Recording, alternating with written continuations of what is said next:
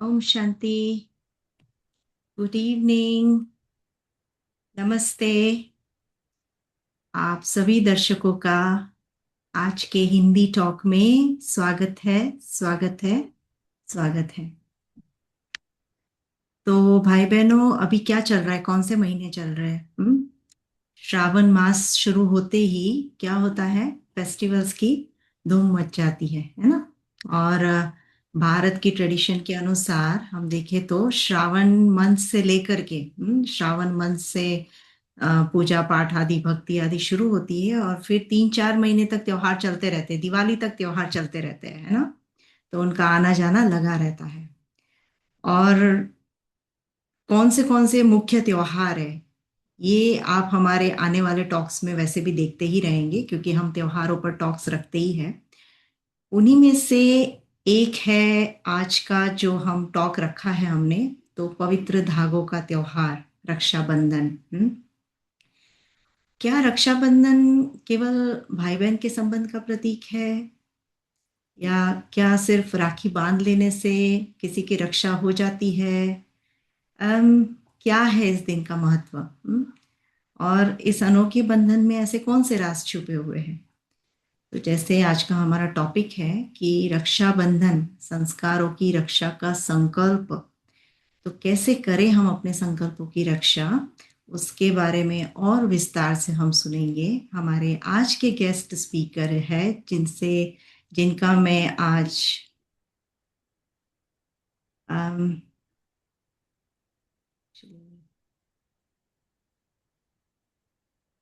मुझे दिख क्यों नहीं रहे, हाँ सॉरी। जिनका मैं तहे दिल से स्वागत करती हूँ, हमारे उषा दीदी जी। तो मैं इनका शॉर्ट में परिचय देना चाहती हूँ। वैसे तो आ, कहे तो उषा दीदी इस समय हमारे साथ भारत से लाइव जुड़े हुए हैं। हाँ। और ये बहुत बड़ी बात है कि समय उन्होंने निकाला हमारे लिए। तो दीदी का परिचय तो मैं क्या बताऊं, आप देखेंगे उनके जो चेहरे की एक रूहानी आभा है ना, और उनका तपस्वी जीवन, ये उनका परिचय है। लेकिन फिर भी चंद शब्दों में उनका परिचय देना तो मुश्किल है, पर समय की सीमा को देखते हुए, ताकि आप ज्यादा से ज्यादा उनको सुन करके लाभ ले सके, मैं शॉर्ट में उनका परिचय देना चाहूंगी। अम, उषा दीदी जी ब्रह्मा कुमारीज इंस्टीट्यूशन के एक senior Rajyoga teacher and practitioner हैं। आपका जन्म अफ्रीका के जाम्बिया में हुआ और 1974 में आप ब्रह्मा कुमारी संस्था से जुड़ी। 1980 में आपने अपना जीवन पूर्णतः आध्यात्मिक सेवा के लिए समर्पित किया और वर्तमान में आप माउंट आबू स्थित मुख्यालय में वरिष्ठ राजयोग शिक्षिका, प्रेरक वक्ता और आध्यात्मिक मार्गदर्शक के रूप में सेवारत है। आप सेल्फ मैनेजिंग लीडरशिप एवं एवं अध्यात्म की ओर जैसे पुस्तक की लेखिका है और आपके टॉक्स विश्व भर में प्रसिद्ध है। अपने सरल व प्रभावशाली मार्गदर्शन से आपने हजारों लोगों को आत्म परिवर्तन और तनाव मुक्त जीवन की दिशा दी है। और उषा दीदी ने भारत के महान महाकाव्यों जैसे रामायण और श्रीमद् भगवत गीता पर खास रिसर्च किया है और एक अनूठी प्रस्तुतियों का निर्माण किया है। यह प्रस्तुतियां भारत और विदेशों में इसके आध्यात्मिक महत्व और आधुनिक जीवन शैली में व्यवहारिक अनुप्रयोग से संबंधित दिखाई गई है, जिसने पूरी तरह से अलग नजरिए से लोगों को आकर्षित किया है और इसके महत्व का एहसास कराया है। तो ऐसी महान हस्ती दीदी आज हम सबके समक्ष है। तो हमारा सिस्टम क्या है दीदी को स्वागत करने का? मुझे बोलने की जरूरत नहीं है। दीदी स्वयं आज हमारे साथ लाइव जुड़े हैं, तो आप सब भी कैसे करेंगे दीदी का स्वागत? दीदी वैसे हमारी ऑडियंस बहुत ही इंटरैक्टिव है, आप पूछेंगे तो जवाब देंगे चैट्स में। पर थोड़ा सा यहाँ पे कैमरा वगैरह ऑफ रखते हैं, और काफी सारे वेबकास्ट पे भी जुड़े हैं। तो जो वेबकास्ट पे जुड़े हैं उनका भी मैं स्वागत करती हूँ। वेबकास्ट पे भी काफी सारे जुड़े हैं और जूम पर तो लोग इंटरैक्टिव है ही। आप सभी अगर कैमरा शुरू करके दीदी का स्वागत करेंगे तो अच्छा रहेगा। अब मैं समय ज्यादा न लेते हुए दीदी को ओवर देती हूँ। Thank you very much. ओम शांति। ओम शांति। ओम शांति। सभी भाई बहनें जो जहाँ से भी जुड़े हैं, आप सबको बहुत बहुत मधुबन की बेहद भूमि से, बाप दादा की पावन धरा से और दादियों की पालना की भूमि से बहुत बहुत स्वागत करती हूँ, आवाहन करती हूँ। और बस आज के इस सुंदर कार्यक्रम में आप सभी हमारे साथ रहेंगे, उसके लिए मैं स्वयं को भी भाग्यशाली समझती हूँ कि मुझे आप सबके बीच में रहने का और कुछ समय बिताने का मौका मिला है। देखो, आज जैसे बहन जी ने कहा, शिवाली बहन ने कहा कि भाई श्रावण मास शुरू होते ही सारे त्योहार आरंभ हो जाते हैं और भारत है ये त्योहारों का देश, जहाँ समय प्रति समय कोई ना कोई त्योहार आता ही रहता है। और उस कारण से जो है, भारत के अंदर हमेशा उमंग उत्साह बना रहता है, क्योंकि ये त्योहार जैसे ही आते हैं तो सबके अंदर एक नई ऊर्जा भर देती है। नई ऊर्जा के साथ सब एकदम उछल पड़ते हैं। ऐसे ही हमारा ये पावन त्योहार, रक्षाबंधन का त्योहार, मैं कहूंगी ये सबसे पावन त्योहार है, क्योंकि इसमें एक पवित्र रिश्ते की बात है। लेकिन आज जो टॉपिक दिया है, संस्कारों की रक्षा की बात है। ये देखा जाता है, बहुत समय अनुसार बहुत एक्यूरेट सब्जेक्ट को चुना है, क्योंकि आज अगर प्रैक्टिकल में एक सवाल पूछूं आप सबसे कि मान लो कि अगर आज आपको किसी चीज की रक्षा करनी हो, या कहा जाए कि रक्षा करनी है, तो आप सबसे पहले क्या बचाएंगे? धन, परिवार, स्वास्थ्य या प्रतिष्ठा? सबसे पहले क्या बचाएंगे? हाँ,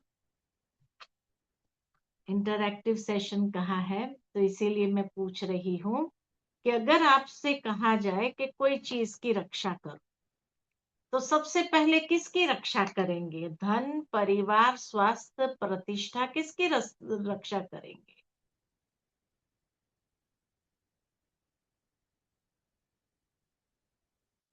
क्या कहेंगे? दीदी प्रतिष्ठा। ऑडियो दीदी ऑडियो बंद रहेगा सबका, लेकिन चैट्स डाल रहे हैं। हाँ हाँ, प्रतिष्ठा किसी ने कहा, प्रतिष्ठा। और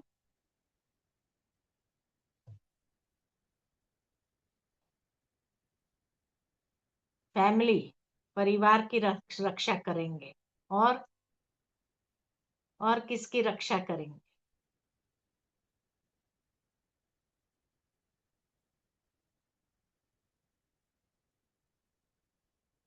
इसीलिए कहा कि आज का टॉपिक बहुत सुंदर है। सबसे पहले रक्षा करनी है हमें, जो बाबा ने सिखाया, वो है संस्कारों की रक्षा। क्योंकि संस्कारों की रक्षा में सब कुछ आ जाता है। प्रैक्टिकली अगर देखा जाए तो रक्षाबंधन संस्कारों की रक्षा का, पहली स्लाइड, संस्कारों की रक्षा का संकल्प है। राखी केवल एक कलाई पर नहीं, जीवन में श्रेष्ठ संस्कारों का बंधन है ना? तो उसमें अगर देखा जाए तो सबसे पहले जो हमें रक्षा करनी है संस्कारों में भी, तो स्वयं के श्रेष्ठ संस्कारों की रक्षा करें, मन की पवित्रता की रक्षा करें, वाणी की मधुरता की रक्षा करें और कर्मों की श्रेष्ठता की रक्षा करें। ये चार चीजों की सबसे पहले हमें रक्षा करनी है अपने जीवन के अंदर। इसीलिए इसके प्रति हम संकल्पबद्ध, अर्थात हम अपने जीवन के अंदर कितना श्रेष्ठ संकल्प लेते हैं, ताकि ये सब चीजों की रक्षा हम सहजता से कर सके। बाबा ने आकर सबसे पहले हमारे अंदर पवित्रता की धारणा कराई, जिससे मन की शुद्धि होने लगी। जैसे जैसे मन की शुद्धि होती गई तो वाणी की मधुरता भी आने लगी। धीरे धीरे कर्म भी हमारे अच्छे होने लगे, और जैसे जैसे कर्म अच्छे होने लगे तो स्वयं के श्रेष्ठ संस्कारों की भी रक्षा होने लगी। तो इसीलिए कहा कि भगवान जब इस धरा पर आते हैं, जो कहते हैं कि मैं पतित पावन हूं, और पतित पावन आकर के हमें पावन बनाने के लिए वो भी प्रतिज्ञा करते हैं। तो सबसे पहले आत्मा को पावन बनाने के लिए मन की पवित्रता, अर्थात हमारे विचारों की पवित्रता, जितनी जितनी विचारों के अंदर शुद्धि आती जाती है। आज मनुष्य के विचारों के अंदर ही अशुद्धि है, और इसीलिए जहां विचारों के अंदर अशुद्धि आती है, मन की पवित्रता नहीं, तो वाणी के अंदर भी मधुरता नहीं रही, कर्मों में भी जो श्रेष्ठता आनी चाहिए वो नहीं रही, और इसीलिए श्रेष्ठ संस्कार भी गायब हो गए जीवन से। तब कहा कि पतित पावन बाप आकर के सबसे पहले विचारों की शुद्धि करते हैं।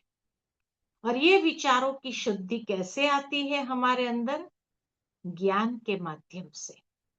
ज्ञान सागर, इसलिए बाबा की प्रतिदिन की साकार मुरली में भी हम ये बात सुनते हैं कि ज्ञान सागर बाप आकर के हम बच्चों को सबसे पहले ज्ञान देते हैं। ज्ञान माना एक अवेयरनेस, हमारी वास्तविकता की अवेयरनेस दिया कि आप कौन हो, आप असल में एक शुद्ध पवित्र आत्मा हो। और जैसे ही ये अवेयरनेस हमारी जागृत हुई, हमने समझा कि अच्छा, हम वास्तविक रूप से एक पवित्र आत्मा है, तो हमारे विचार बदलने लगे, हमारी वाणी बदलने लगी, हमारे कर्म बदलने लगे, और संस्कार बदल, है ना? तो इसी आधार से हमारे अंदर सारा परिवर्तन आरंभ होता है। ज्ञान माना समझ, समझ दी बाबा ने हम बच्चों को। इसीलिए वास्तविक अर्थ रक्षाबंधन का क्या है? तो वास्तविक अर्थ है कि परंपरा से अगर देखा जाए तो बहन भाई को राखी बांधती है, और भाई रक्षा का वचन देता है ना? ये परंपरा है जो आज की दुनिया में चला। लेकिन वास्तव में अगर देखा जाए तो ये परंपरा भी आरंभ कहाँ से हुई? तो कहा जाता कि सबसे पहले पौराणिक कथा जो आती है उसमें है कि सबसे पहले इंद्र राजा युद्ध पर गए थे, और जब युद्ध पर गए तो धीरे धीरे हारने लगे। जब हारने लगे तो वापस आए, तो कहा जाता है इंद्राणी ने, माना उसकी पत्नी ने, जब देखा कि इंद्र राजा बहुत उदास है, तो सबसे पहले उसने रक्षा कवच इंद्र राजा के कलाई पर बांधा और कहा, आपकी विजय निश्चित है। ऐसे करके उसको युद्ध मैदान में भेजा, और उस रक्षा सूत्र बांधने से सचमुच उसकी विजय हो गई। तो ये एक पवित्र संबंध का प्रतीक था कि कैसे इंद्रायणी ने इंद्र राजा को ये राखी के सूत्र, रक्षा सूत्र सबसे पहले बांधा। फिर उसको प्रैक्टिकल त्योहार के रूप में जब लाए तो कहा कि भाई, ऐसा आशीर्वाद देने वाला तो एक ब्राह्मण ही होता है।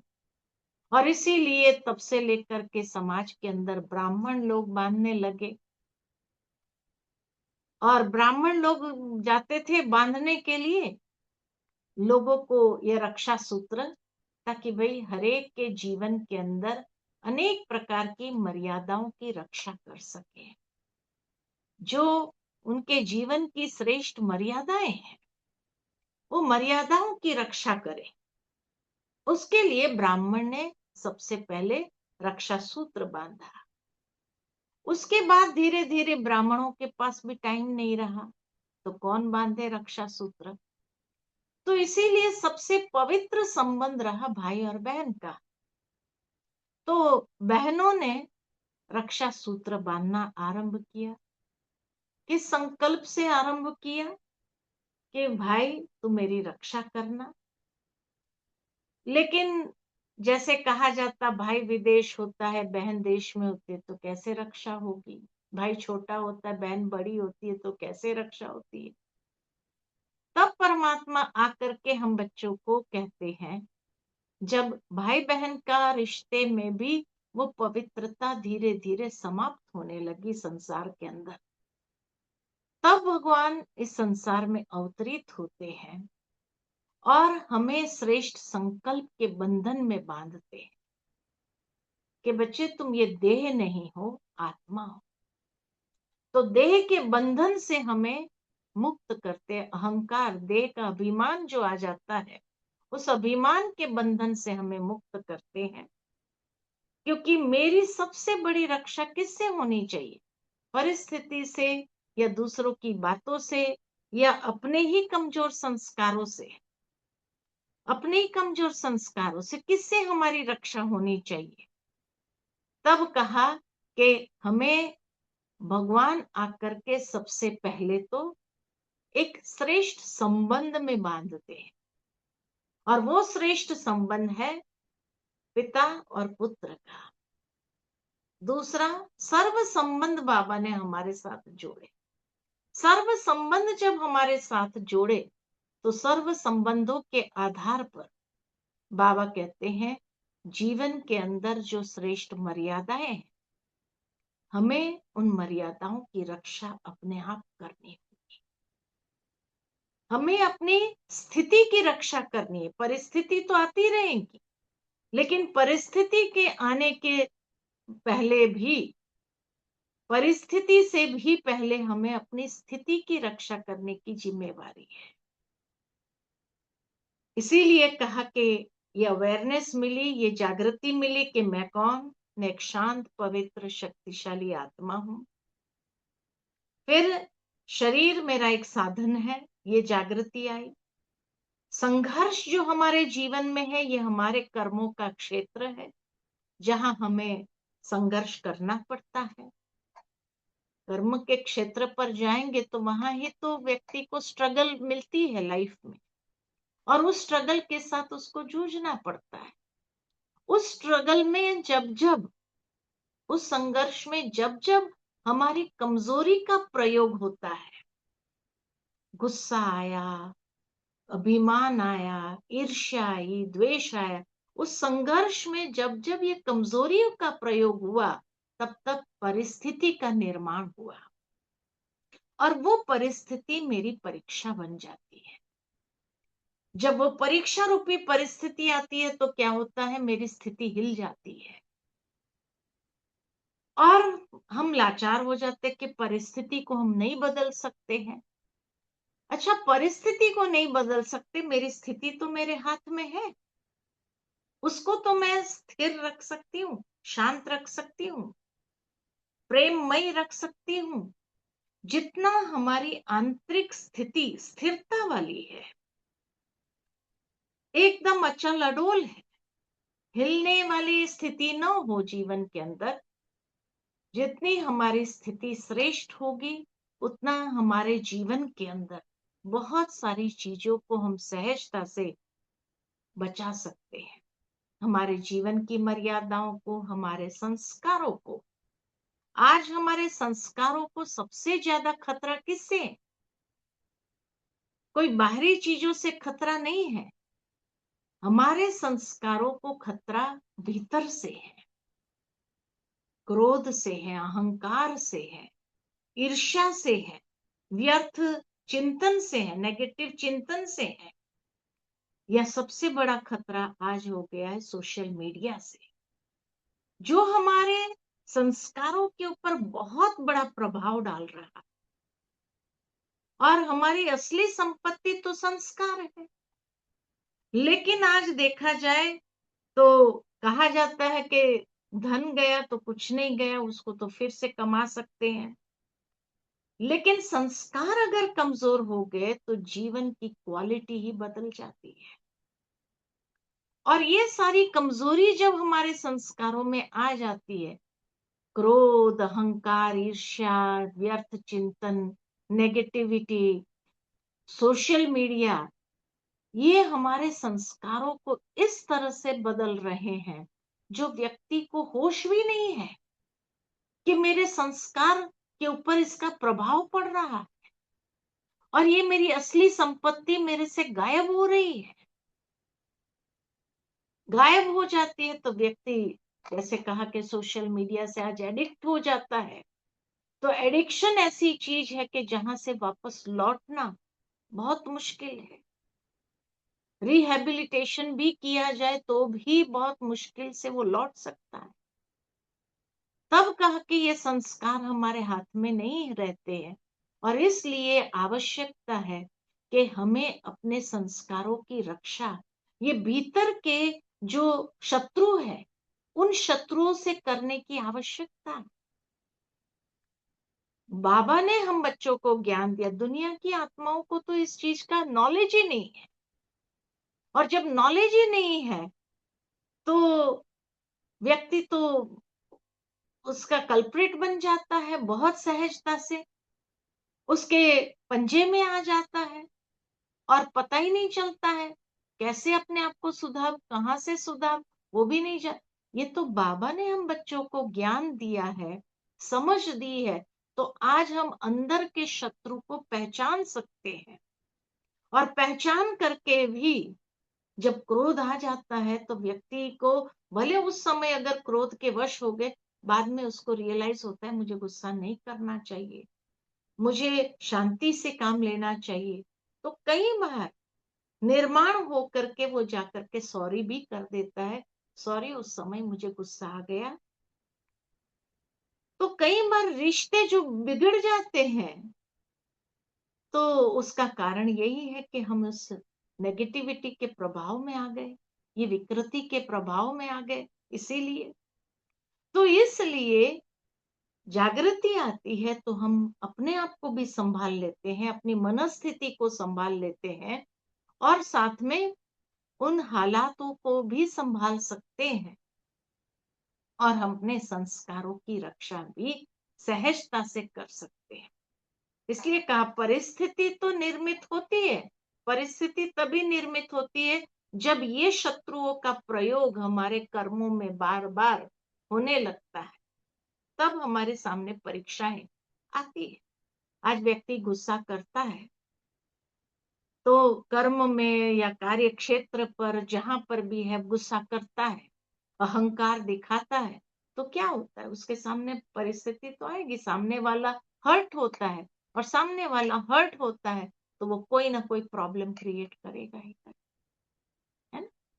तो इसीलिए कहा कि जब प्रॉब्लम क्रिएट होने लगते हैं, हम उलझने लगते हैं बहुत ज्यादा, हम उसमें एंटेंगल हो जाते हैं, एकदम अंदर में फंस जाते हैं, फिर महसूस होता है कि अरे ये संस्कार पहले तो मेरे नहीं थे। आज भी कई लोग महसूस करते हैं, हाँ बचपन में तो मुझे गुस्सा नहीं आता था, आजकल बहुत गुस्सा आता है।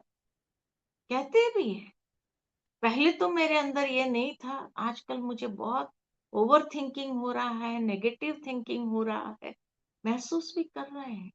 लेकिन क्योंकि उसके शिकार बन गए, तब बाबा हम बच्चों को कहते हैं कि ये ओवर थिंकिंग से भी, ये नेगेटिव थिंकिंग से भी अपने को बचाना है तो पॉजिटिव थिंकिंग का जो स्रोत है उसके साथ मन को एंगेज करना शुरू करो। तब कहा कि हमारे संस्कार बनते कैसे हैं, कोई भी संस्कार बनते कैसे, पहले तो विचार आता है, संकल्प पहली चीज है। वो संकल्प के साथ जब भावनाएं जुड़ जाती है ना, मानो गुस्सा व्यक्ति को क्यों आता है कि जब उसके मन में विचार आया कि इसने मेरा बुरा किया है, उसने मेरे साथ ऐसा व्यवहार किया और उसके साथ क्रोध की भावना जुड़ गई, तो कठोर भावनाएं जुड़ गई, इसने मेरा अपमान किया है, तो कठोर भावनाएं जुड़ गई। वो भावना और संकल्प कर्म में आते हैं तो शब्दों से पहले कठोरता निकलती है। क्या समझते हैं अपने आप? फिर कोई चीज को बार बार करने से एक आदत बन जाती है। बार बार हमारे अंदर से रिएक्शन निकलता है। जब जब उस व्यक्ति की याद आती, जब जब उस व्यक्ति के बारे में सोचते हैं, तब तब हमारी एक नेगेटिव रिएक्शन आरंभ होती है, और फिर जाकर के ये क्रोध का संस्कार बदल जाता है। इसीलिए बाबा सबसे पहले आकर के हमारे विचारों को बदलते हैं। हमारे संकल्पों को बदलने के लिए ही ये ज्ञान है। जो हमारी सोचने की धारा है, उस धारा से बाबा हम बच्चों को एक अलग लेवल पर ले जाते हैं।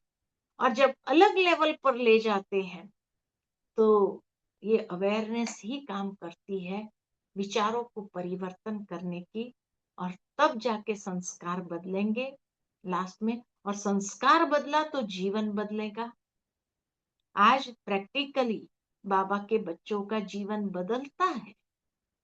तो कैसे बदला? यहाँ आने के बाद एक नई विचारधारा मिली, हम आध्यात्मिक स्पिरिचुअल विचारधारा, और वो स्पिरिचुअल विचारधारा को हमने स्वीकार किया अपनी लाइफ में।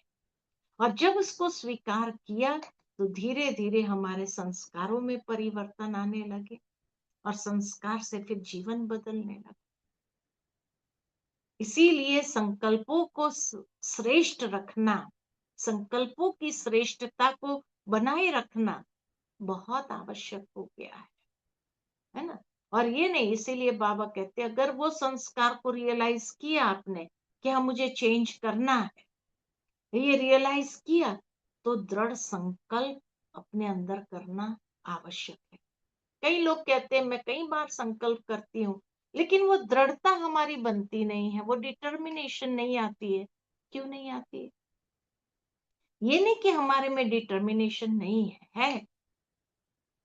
देखो, जब से बाबा के बने आप, बाबा के बनने के बाद बाबा ने जब हमें मुरली में कहा कि बच्चे मुरली कभी मिस नहीं करनी है, रोज मुरली सुनते हैं, पढ़ते हैं, है ना, पढ़ते हैं ना। कोई अगर आकर के हमें कहे नहीं पढ़ना है आपको, तो भी हम पढ़ते हैं। अच्छा, उसके बाद हमने अपनी लाइफस्टाइल चेंज किया कि बाबा ने कहा कि बच्चे प्याज लहसुन नहीं खाना है, तो हमने छोड़ दिया ना। कोई कितना भी कहे कि नहीं तुम प्याज लहसुन खाओ, तुम खाते हैं? नहीं खाते। तो दृढ़ता है ना।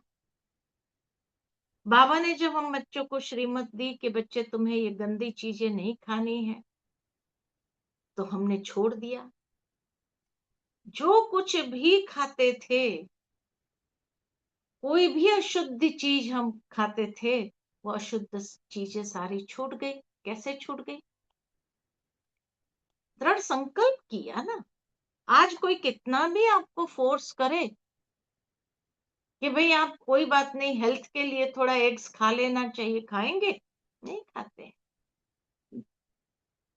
तो इसीलिए कहा कि जब छोटी छोटी चीजें, इतनी बड़ी बड़ी चीजें हमने अपने जीवन में परिवर्तन किया, और आज तक कोई हमें वापस उस धारणा को तोड़ नहीं सकता है। पवित्रता की धारणा लिया ना, कोई तोड़ सकता है पवित्रता की धारणा को? नहीं।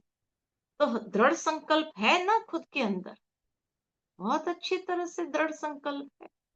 जब उसको नहीं तोड़ सकते हैं, तो ये छोटी छोटी कमजोरियों को बदलने में कौन सी बड़ी बात है? कोई बड़ी बात नहीं है। तो संस्कारों की रक्षा अगर करनी है, तो हम खाली 5 सूत्र देंगे आपको, है ना। 5 सूत्र। उसको कहा pause, think, choose and act, है ना। सबसे पहले स्टॉप, पॉज, पॉज करो। और पॉज करना है तो कैसे पॉज करेंगे? तो जो, मानो कोई परिस्थिति आई, कोई कर्म क्षेत्र पर आप है, कोई बात आई, तो तुरंत अपनी रिएक्टिव नेचर नहीं निकालो बाहर, रिएक्शन नहीं निकालो। तो इसीलिए कहा कि कोई भी बात हो तो तुरंत रिएक्टिव नेचर नहीं हो अपना, स्टॉप करो, थिंक, थोड़ी देर के लिए भी पॉज करो अपने जीवन में। फिर उसके बाद सेकंड स्टेप है चेक करो कि मेरे मन में क्या चल रहा है, क्या ये जो चल रहा है वो सही है या गलत है, पॉजिटिव है या नेगेटिव है। क्योंकि नेगेटिव होगा तो बहुत ज्यादा कॉम्प्लिकेशन बढ़ जाएगा। इसीलिए चेक करके अपने अंदर पॉजिटिविटी को बनाए रखो। चूज करो अपने आप में कि हम रिएक्शन में आ रहे हैं या रिस्पॉन्स दे रहे हैं, क्या है। रिस्पॉन्स निकल रहा है, रिस्पॉन्स एक पॉजिटिव होता है, रिस्पॉन्ड करना। रिएक्शन माना नेगेटिव होता है। तो चूज करना है कि मुझे रिस्पॉन्स देना है या रिएक्ट करना है। रिएक्ट नेगेटिव होता है। अगर मान लो कि उस वक्त गुस्सा भी आ जाए अंदर में, तो धीरे धीरे भाई पॉजिटिवली मुझे रिस्पॉन्ड करना है। क्योंकि कहा जाता है कि कोई भी घटना जब आती है, कोई भी इवेंट या कोई भी परिस्थिति जब आती है व्यक्ति के जीवन में, तो वो हमेशा इंसान से कुछ डिमांड करती है। और क्या डिमांड करती है? एक रिस्पॉन्स। जब परिस्थिति आई, मानो ये प्रॉब्लम है, परिस्थिति है, समस्या है, ये डिमांड करती है व्यक्ति से एक रिस्पॉन्स की। लेकिन उस वक्त हम रिएक्टिव हो गए, गुस्सा आ गया, तो उसने रिस्पॉन्स डिमांड किया लेकिन हमने रिएक्शन दे दिया कि गुस्सा आ गया। अब वो गुस्सा कहाँ से निकलेगा? तो देखा जाता कि वो गुस्सा हमेशा निकलता है हमारे बिहेवियर से, बाहर निकलता है। और जब बिहेवियर से बाहर आता है तो वो behaviour feeds into the problem. जो प्रॉब्लम था उसके अंदर वो शामिल हो जाता। मान लो कि प्रॉब्लम आया, वो प्रॉब्लम ने एक रिस्पॉन्स डिमांड किया, हम रिएक्टिव हो गए, रिएक्शन बाहर निकला। अब वो निकला तो बिहेवियर से, गुस्सा आ गया। तो गुस्सा कहाँ से निकलेगा? वाणी से निकलेगा, हाथों से निकलेगा कि थप्पड़ मार दिया किसी को। अब ये जो बिहेवियर रहा, ये जो नेगेटिव वचन निकलने लगे, वो नेगेटिव वचन जाकर के उस प्रॉब्लम में शामिल हो जाता है, उस प्रॉब्लम में मिल जाता है। तो ये प्रॉब्लम उलझेगा या सुलझेगा? और ज्यादा कॉम्प्लिकेटेड हो जाएगा। सुलझा तो नहीं, सॉल्यूशन तो नहीं मिला। So again it demands a response. वो कहता है अब फिर से देखो, second time I am giving you a chance, second time आप रिस्पॉन्ड करो। और ज्यादा मुझे गुस्सा आ जाता है, इतनी बात भी नहीं समझते हैं। और फिर वो बिहेवियर से बाहर निकलता है, फिर वो जाके प्रॉब्लम में सॉल्व शामिल हो जाता है। तो ये प्रॉब्लम जो इतनी छोटी थी, धीरे धीरे धीरे धीरे बढ़ते बढ़ते बढ़ते बढ़ते एक माउंटेन बन जाती है। इसलिए कहा जाता है टर्निंग माउंटेन मोल हिल्स इनटू माउंटेन्स। राई का पहाड़ बना देना। किसने बनाया? क्योंकि मुझे रिस्पॉन्ड करना नहीं आया, तभी बना। इसीलिए कहा पहले स्टॉप, चेक, रिस्पॉन्स है या रिएक्शन है, चूज करो। फिर अभी मुझे क्या लेना है, चेंज कर दो अपने व्यवहार में, पॉजिटिव हो जाए। और तब जाकर के उस परिस्थिति में हम अपने श्रेष्ठ संस्कारों को प्रकट कर सकते हैं। और जब वो प्रकट होते हैं तो ये प्रॉब्लम प्रॉब्लम ही नहीं रहेगा, रिजॉल्व हो जाएगा। जब प्रॉब्लम प्रॉब्लम आया, उसने रिस्पॉन्स मांगा, नेगेटिव के बजाय उस समय मैंने चेक किया और चेंज कर दिया अपने अंदर।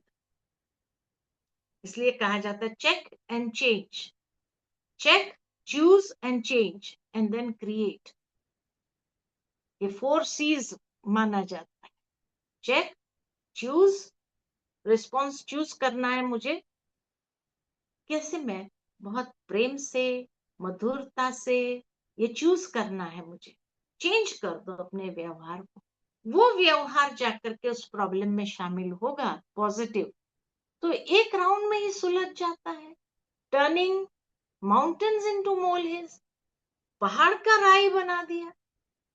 या तो राई का पहाड़ बनाओ या पहाड़ के राई बनाओ, किसके हाथ में है? मेरे हाथ में है ना। और वहां मेरे संस्कार बहुत बड़ा रोल प्ले करता है। राई का पहाड़ बना, पहाड़ का राई बनाना है तो भी हमारे पॉजिटिव संस्कार जो है वो रोल प्ले करता है, क्योंकि ये संस्कार ही हमें मोटिवेट कर देता है अंदर से पॉजिटिवली या नेगेटिवली रिस्पॉन्ड करने के लिए या रिएक्ट करने के लिए। इसलिए कहा, stop, pause, check, choose, change and create. मेरे हाथ में है कि मुझे कौन सा रिस्पॉन्स क्रिएट करना है, ये मेरे हाथ में है। I am the creator.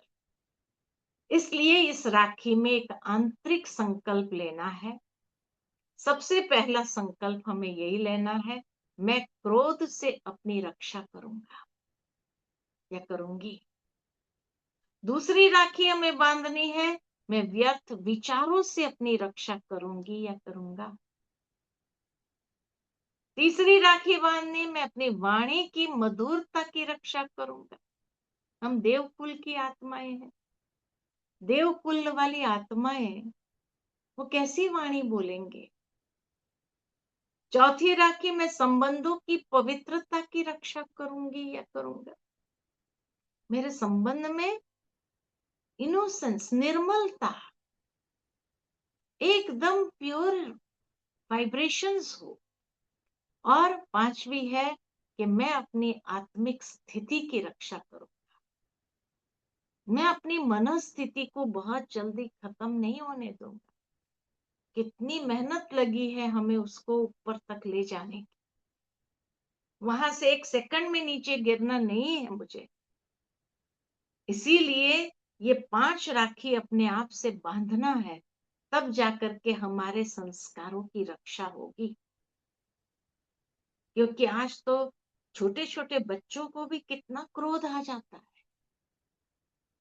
पहली राखी भी नहीं है उनके पास। सोचो, ये सोशल मीडिया के द्वारा व्यर्थ विचार कितने चलते हैं। कई बार माँ बाप शिकायत करते हैं, हमारे बच्चे को हम कैसे बचाएं सोशल मीडिया से। इतना उनका नेगेटिव बिहेवियर हो गया, व्यर्थ चिंतन हो गया है, उनकी वाणी ऐसी हो गई, नो रिस्पेक्ट, अपने बड़ों के प्रति रिस्पेक्ट नहीं है, छोटों के साथ प्यार नहीं है, और इसीलिए बहुत जल्दी इंडिपेंडेंट हो जाना चाहते हैं, संबंधों में रहना नहीं चाहते। और फिर उनकी आत्मिक स्थिति डिप्रेशन वाली हो जाती, अकेले हैं, अकेले होने के कारण जो है उनको बार बार डिप्रेशन का शिकार आते। परिवार के अंदर जब रक्षा करते हैं, हमारे संस्कारों की रक्षा है, हमारी मनस्थिति की रक्षा है, तो देखो कितना सुंदर वो परिवार है। और जहां एक दूसरे की हूफ मिलती है, एक दूसरे का सपोर्ट मिलता है हमें, तो डिप्रेशन आने की बात ही नहीं है। जहां लोनलीनेस है, ओवर थिंकिंग है, वहां तो डिप्रेशन आएगा।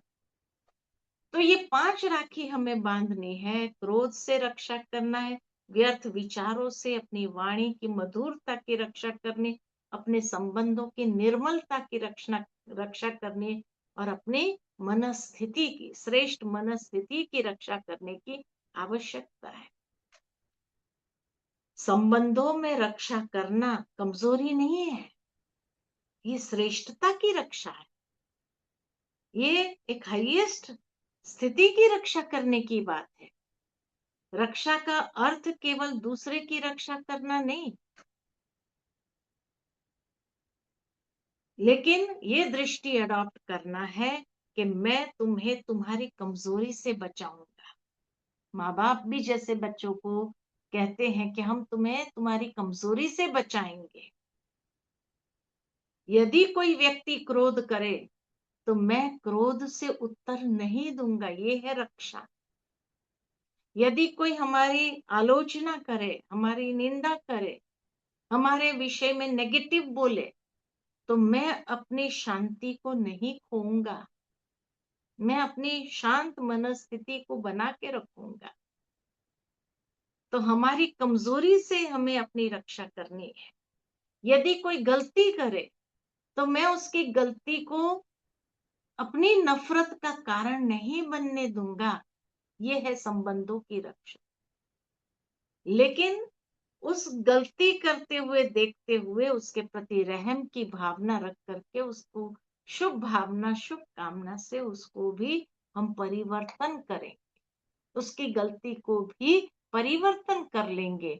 उसके ऊपर गुस्सा करने के बजाय उस समय उसको शांति से, प्रेम से एक्सेप्ट करते हैं, एज ही इज, एक्सेप्ट कर लिया।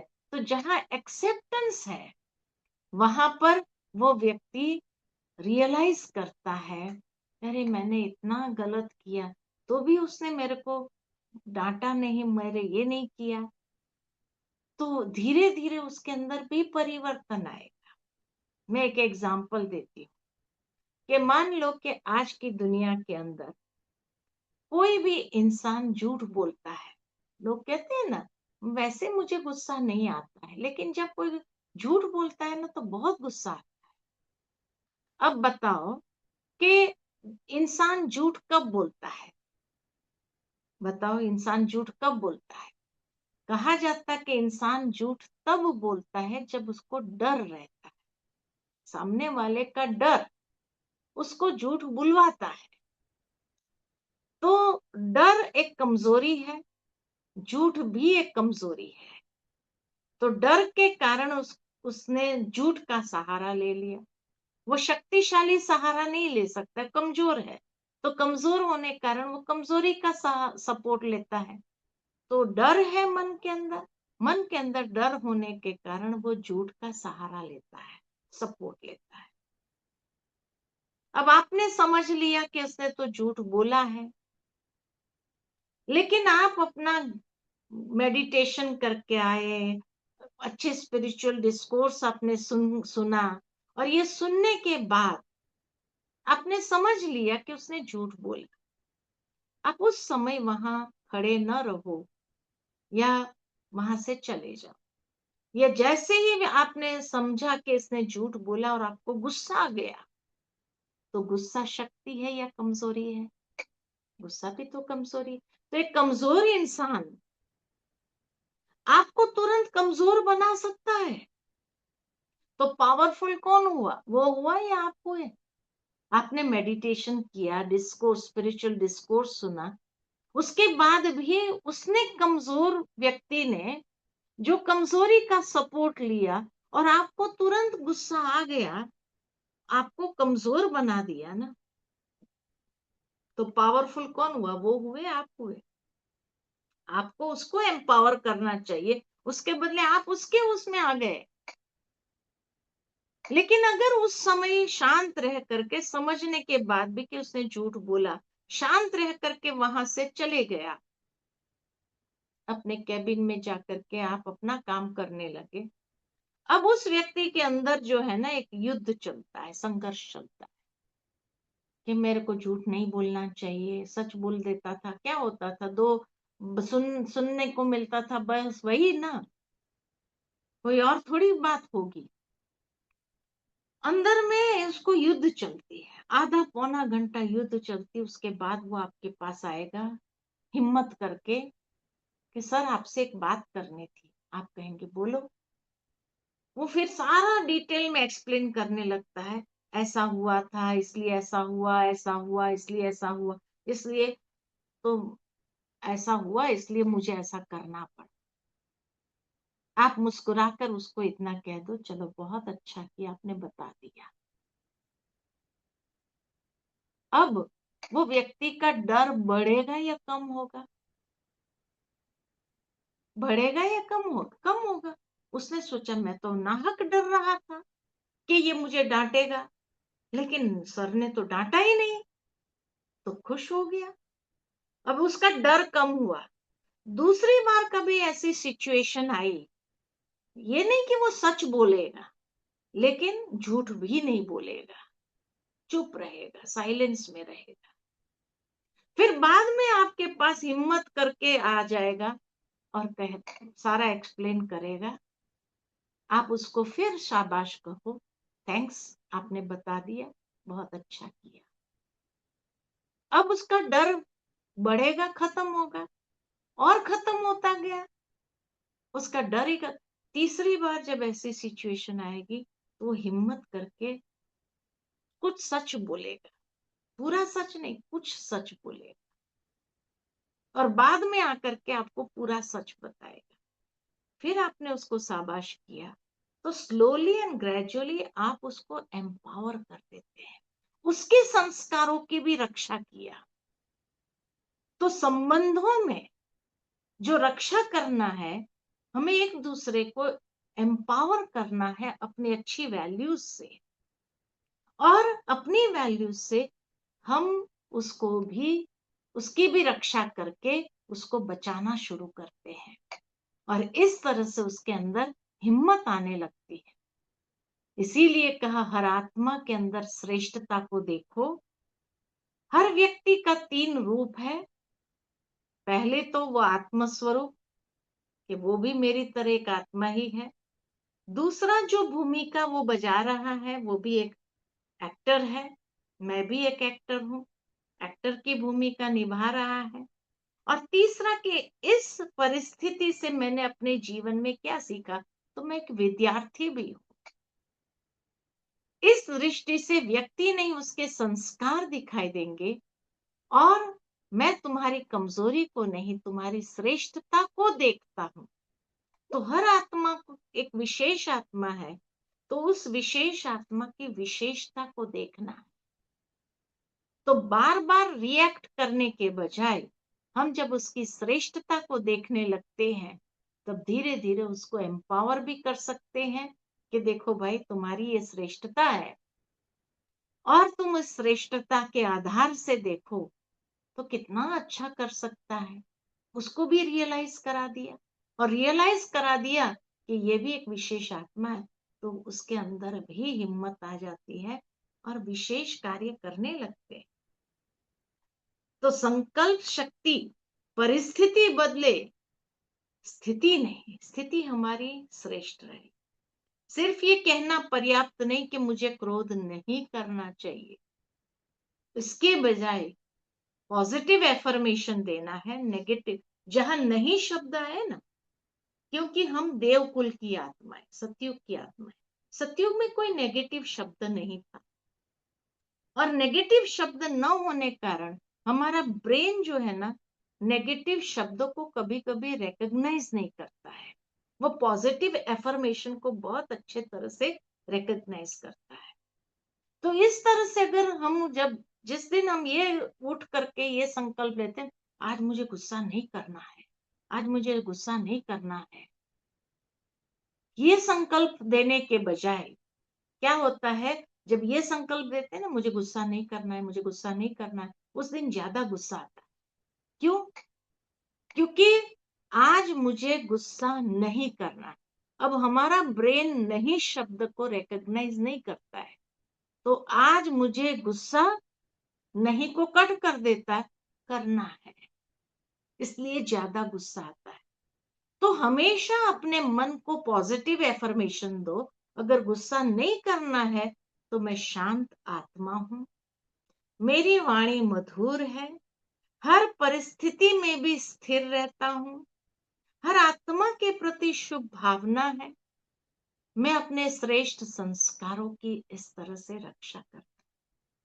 तो हमेशा पॉजिटिव एफर्मेशंस देते हुए अपने मन को श्रेष्ठ स्थिति में ले जाए, और अपने संस्कारों को भी श्रेष्ठ बनाते जाए।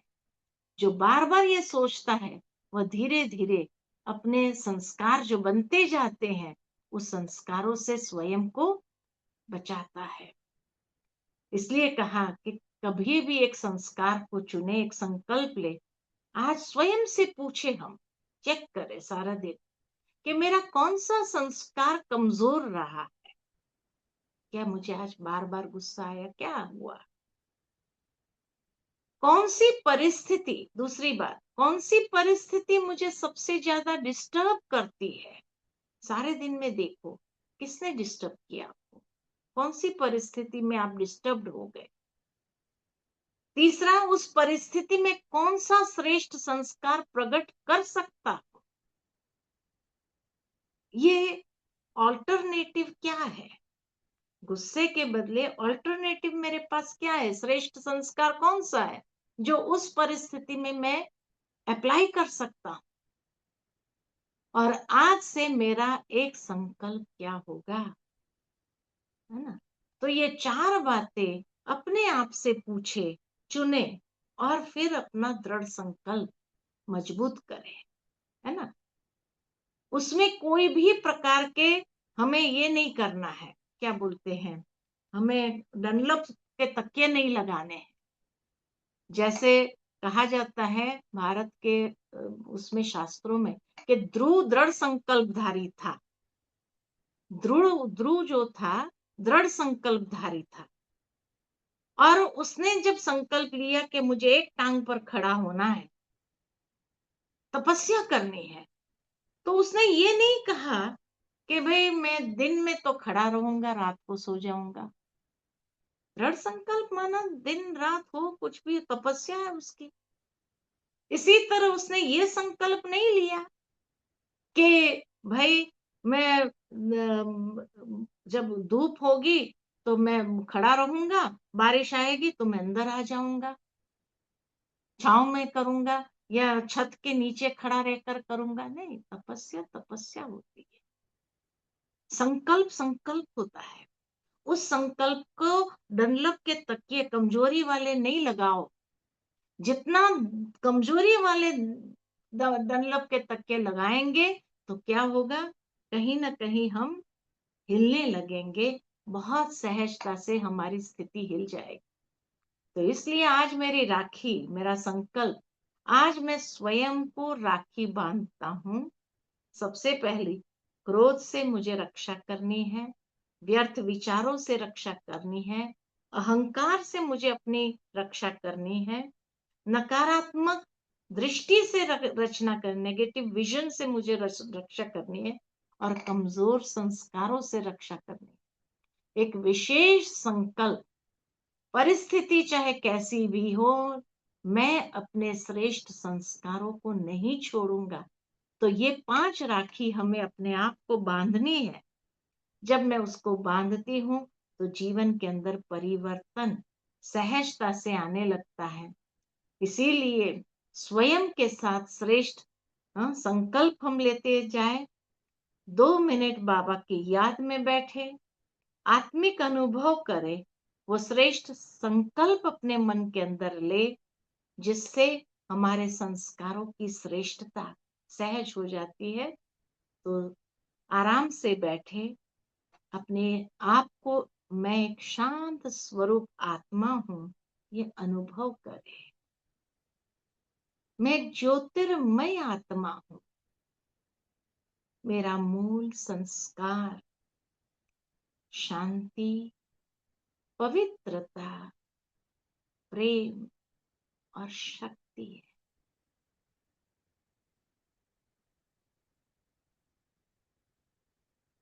धीरे धीरे अपने मन के अंदर संकल्प करें कि आज से मैं अपने श्रेष्ठ संस्कारों की रक्षा करता हूं, करूंगा।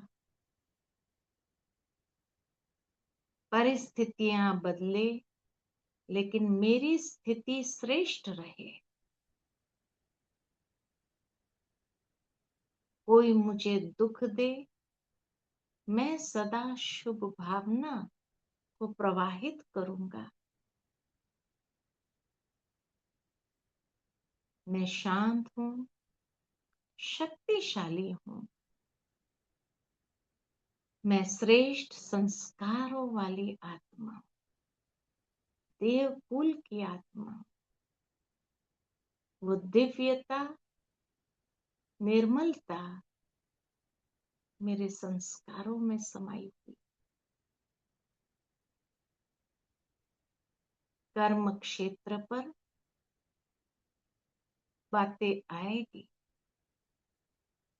लेकिन रिएक्टिव होने के बजाय पॉजिटिवली रिस्पॉन्ड करना है और परिस्थितियों को विकराल नहीं बनाना है, सुंदर, सहज, सरल बना देना।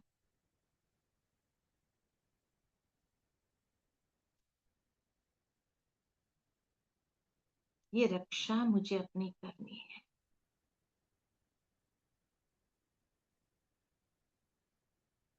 अपने विचारों की रक्षा करनी है, अपनी भावनाओं की रक्षा करनी है,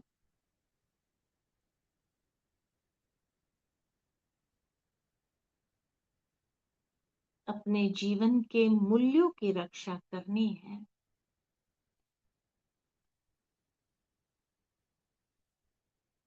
और अपने संस्कारों की रक्षा करनी है। ओम शांति शांति शांति।